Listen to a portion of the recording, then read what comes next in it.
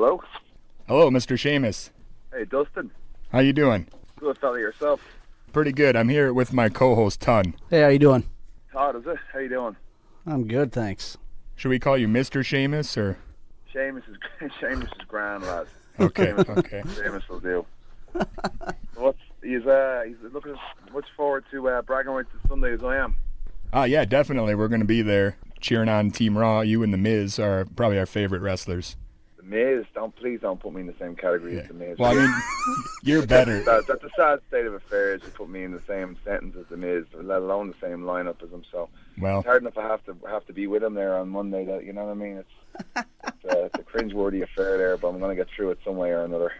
We don't want you to give away your battle plan here, but maybe towards the end of the match you can maybe turn on The Miz and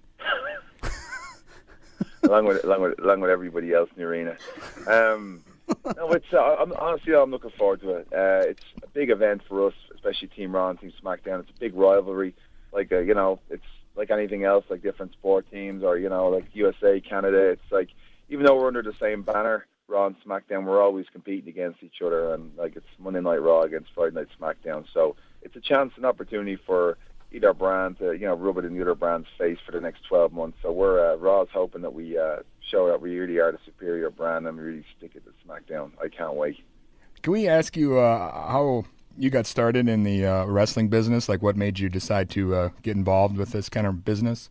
Of course you can. Yeah, I've been a fan of WWE and wrestling ever since I was a kid. I grew up in Ireland. I grew up in Dublin in an old Georgian house. I was kind of raised by my grandmother and my grandaunt. We every Saturday morning there'd be a thing called World of Sport on where Regal came from and Finley started. It was something it was like a ritual every Saturday morning we used to watch it. So and then a channel called Sky One came in, which is now Sky, and it brought the WWE product in for the first time. And I have to say, when I first saw it, when I first saw the Superstars, I was hooked. And I've been a fan ever since, and it was something I always wanted to do. And it took me a while to get there. I wasn't sure what way to get about to become a WWE superstar. And I went to England and I went all over Europe wrestling and trying my hand and trying to get experience. And then in '07 I got signed after a couple of tryouts. So it was off to Florida then, and I debuted a year ago, just over a year ago. So it's been a long process behind the scenes that people don't see. But now I'm here. I'm continuing to tear it up every week, and I'm loving it. When you first got in with WWE, did McMahon try to stick you with any kind of any gimmicks or any stuff like that, or? You know what? He did not. He didn't at all. Actually, I thought that was not a concern, but I had that in the back of my mind. I wasn't sure what sort of they put a character on me or a label me in a particular way. I think Finley had already been doing the leprechaun gimmick. He's had Hornswoggle there, and he's a shillelagh, and he did a great job with that. The fighting Irishman and stuff.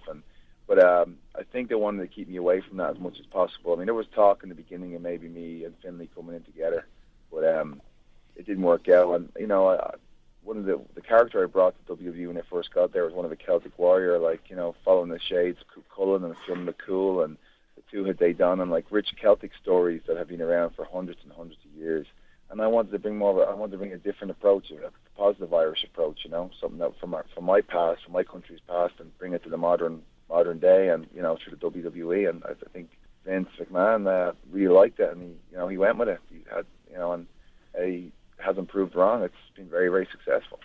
Were you surprised that you kind of went to the top of the ranks so quickly, and then you had the program with John Cena and won the title so quickly after you'd got there? Well, yeah, I was surprised. I mean, to be honest with you, I'll set the record straight here. I've always been confident in my own ability. I mean, I took a risk coming over here, left my family, my job, my way of life back home, and I landed me here in my dream job.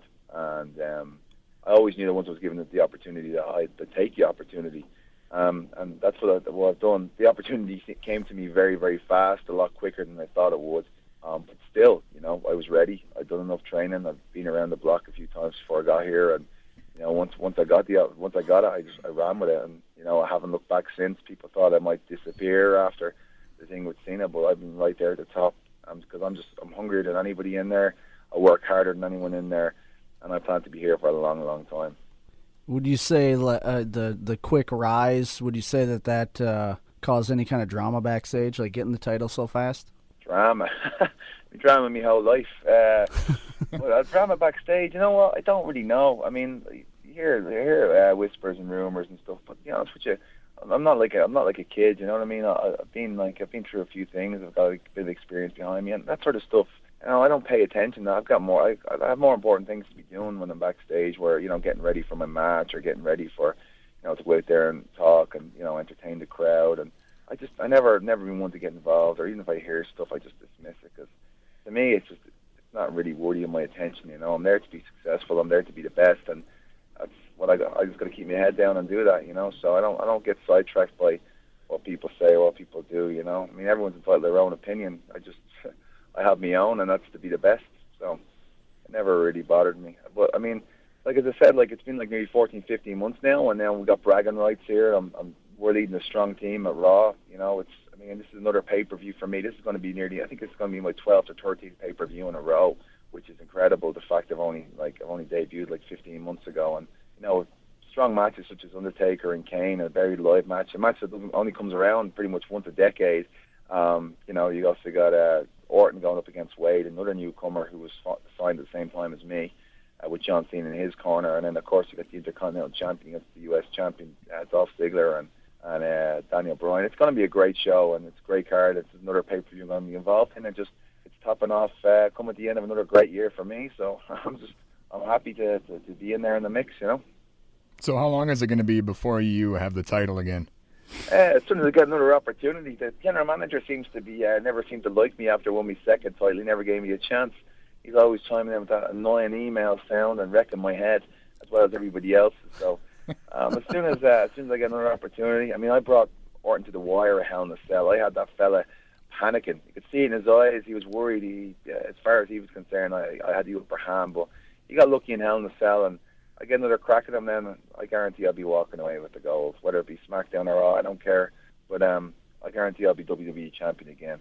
Whether it's Randy Orton or Wade Barrett, I don't care. I just want another opportunity. Awesome. Who would you say your all-time favorite wrestler is? Well, I've always been a fan of the villains. I mean, as you see myself, every time I walk into those arenas, the crowd like to boo me a lot. I get all those signs of jar of mayonnaise and my head taped on the face of Casper the Friendly Ghost and Ronald McDonald. But a big influences to me have been like Ted DiBiase, the $1 Million Man, Mr. Perfect, Ravishing Rick Rude, William Regal, Triple H. All the villains. I've always been a big fan of the villains, and I take a lot of different influence from them. A lot of those guys have been influenced in my career. So I've never been the Hulk Hogan or the babyface type guy, So, or what I mean, I've always been the anti-hero. That's definitely one I tend to go towards. Yeah. Well, the name of our show here is The 5 Count, so we're big King Kong Bundy fans, so we're in the same boat. Oh, I remember those days well. Oh my God, King Kong Bundy, The 5 Count, yeah. I mean, that brings back a lot of memories. I've watched it all the way through. I watched the process, and the great thing about the product today is we've evolved so much in the last 20 years. Our athletes, to me, are the best in the world. We've got every mixture, type of athlete, from high flyers to technical people, like high flyers from Evan Bourne and Rey Mysterio, to technical experts like Daniel Bryan, to hard hitters like myself and Cena and Orton, to larger-than-life people like Mark Henry, the world's strongest man, a former Olympian, of course, the Big Show, the largest athlete in the world. So the show is great. It's got something for everybody. It's such a great mix in there. It's excitement, it's action, it's drama. I've always been a fan. I love it. I love watching it now. And as I said, if people get a chance to come to the Target Centre on Sunday and see it live in person. I mean, WWE watching TV is great, but when you get to see a live show, when you're up there with the pyrotechnics going off, with the screen, the Titantron, the entrances, it's a different level watching it live. It's definitely, if you haven't experienced it, you should experience it this Sunday in Target Centre in Minneapolis. Because this one's going to be great, especially when we stick it to SmackDown. I can't wait. 12 months of glory, lads. 12 months of glory. Awesome. We're definitely looking forward to it. Should be. It's a big spectacle here in Minneapolis. I don't get too many pay-per-views. I think the last time we were here for a pay-per-view was 5 years ago. I know TV we're here in January, and I made Mike Tyson run away like a little girl. So special city for me. Awesome. That's great. That was awesome. All right for you. All right. Thanks so much for talking with us today. We're looking forward to Sunday. Thanks, lads. It's going to be a good event. There's loads of different mixes and matches going on in there. It's going to be good. It's definitely that the Team Raw, Team SmackDown is going to be off the hook, and I know that Buried Alive match is going to be great too, as well as the other title match. But Daniel Bryan and Ziggler will be good too. You won't get to see a match like that too often, those two going up against each other. But you'll have a great time, and I hope you enjoy yourselves. And sure, being a big sign for Big Pasty here, Don't forget Big Pasty Sheamus, the Celtic Warrior. We'll have to do that. All right. All right, fella. All right. Thanks, man. It's great. Nice talking to you. Anytime. Thanks for your time. Bye. Bye.